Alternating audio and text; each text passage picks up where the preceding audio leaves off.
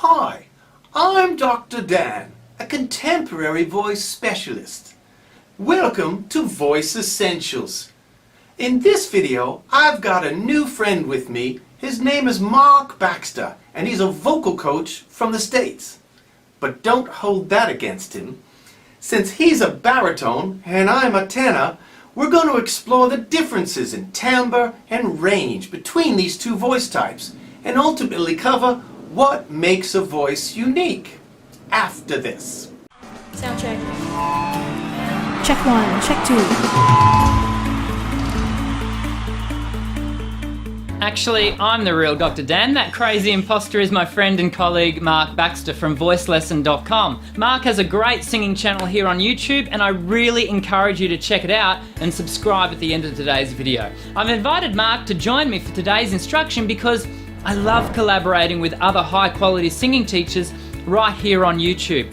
And Mark is one of the best. When Mark and I got together to discuss today's collaboration, he suggested we showcase the differences between our two voices. I immediately jumped at the idea because many of you have queried me about the challenges of singing cover songs in their original keys. And while we won't be specifically discussing cover songs per se, I think it will be helpful to highlight why some of you are struggling to sing those extreme notes at either end of your range. You see, each of us is born with a predefined anatomical structure. I didn't have any choice as to my physical height. I'm 5'8", and that's all there is to it. Nothing I can do will ever change my physical stature. And so it is with my voice. I've been born with a voice that is generally classified as tenor.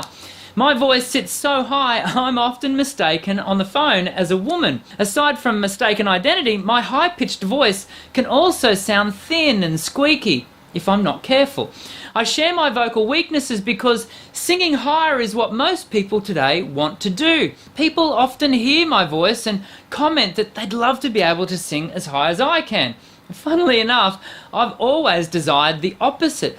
I'm envious of the richer, fuller notes that I hear baritones singing. I think at the end of the day, we often want what we don't have, but we generally don't account for the challenges that accompany our heart's desire. So today, Mark and I are going to sing through a range of notes and scales to demonstrate the differences in our tone and timbre, not to highlight each other's weaknesses, but to celebrate our unique vocal qualities. Sound check. Okay, so let's have a listen to 4 single notes sung using an R vowel. First, you'll hear my voice, followed then by Mark's, and we'll move low to high. Ya. Ya.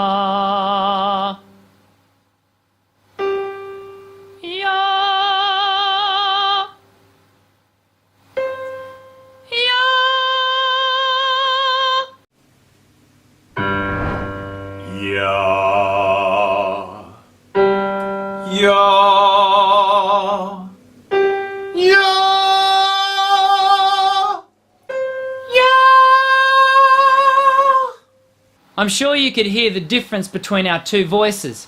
As we continue, it's important to remember that we're not listening for a difference in vocal expertise, but moreover the difference in tone. Now, let's have a listen to 5-note scale. Again, I'll start and then Mark will follow, and the range we're covering is C3 to G4.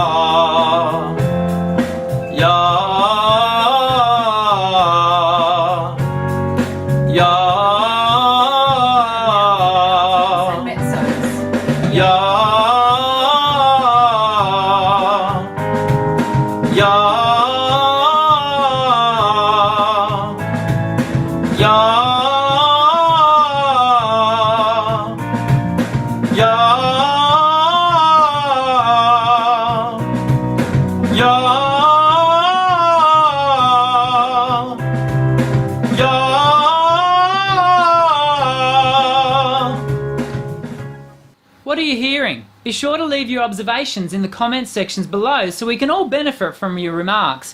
Finally, let's have a listen to the difference between our two voices when we cause them to work through the transitions.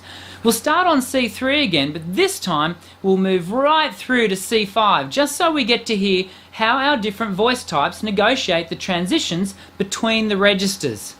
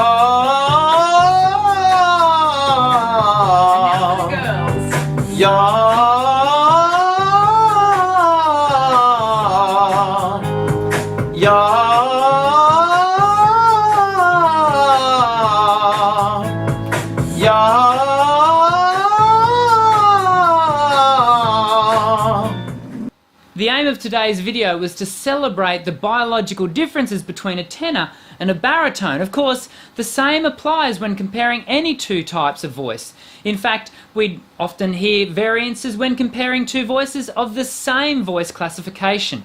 Every one of us has an inherent vocal challenge, and many of them are accounted for by our anatomy. The take-home fact: your voice is unique and should be celebrated accordingly. Sound check. Now, wasn't that interesting?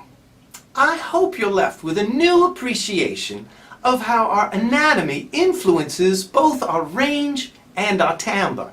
But ultimately, I hope you're also left with an appreciation of your special anatomy. Nobody has your vocal signature. So, to be a unique singer, all you need to do is sing freely. Now, I would like to suggest before I sign off that you take a trip over to voicelesson.com and become a subscriber. My friend Mark Baxter is a terribly insecure chap, and he really relies on his numbers growing in order to feel good about himself. So sad. And I hope it will stop him from doing incredibly horrible Aussie accents. Now, as I always say, I'm Dr. Dan for Voice Essentials. Sing well.